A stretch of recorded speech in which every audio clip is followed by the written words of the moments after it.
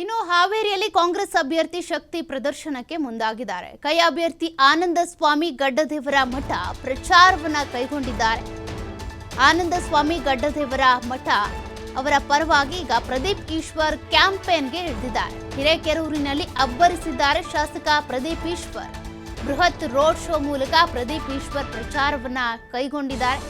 ಆನಂದ ಗಡ್ಡದೇವರ ಮಠ ಅವರ ಪರವಾಗಿ ಶಾಸಕ ಪ್ರದೀಪ್ ಈಶ್ವರ್ ಪ್ರಚಾರಕ್ಕೆ ಇಳಿದಿದ್ದಾರೆ. ಪ್ರದೀಪ್ ಈಶ್ವರ್ ಅವರ ಮಾತಿಗೆ ಜನರು ಈಗ ಫುಲ್ ಫಿದಾ ಆಗ್ಬಿಟ್ಟಿದ್ದಾರೆ. ಗಡ್ಡದೇವರ ಮಠ ಗೆಲ್ಲಿಸೋದಕ್ಕೆ ಮನವಿ ಮಾಡಿದ್ದಾರೆ ಪ್ರದೀಪ್ ಈಶ್ವರ್.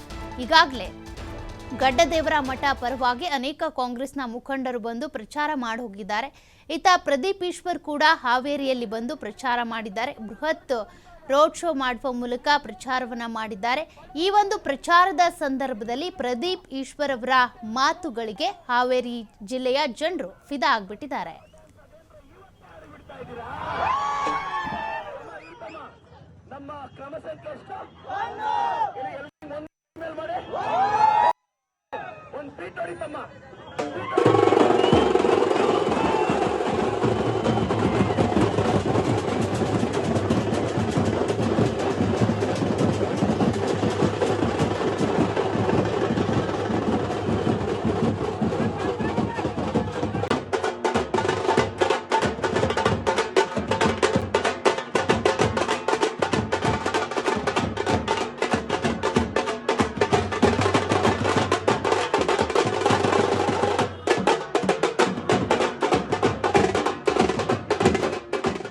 ಬರ್ತಿರೋ ಸಂವಿಧಾನದಿಂದ ನನ್ನಂತ ಹುಡುಗರು MLA ಆಗಿದ್ದೀವಿ.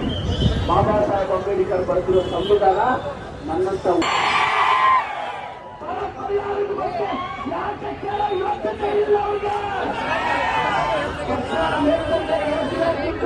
ಹಿಂದೂ ಯಾಕೆ ಬಿಡುಗಡೆ ಮಾಡಿಸಕ್ಕಾಗಲಿಲ್ಲ.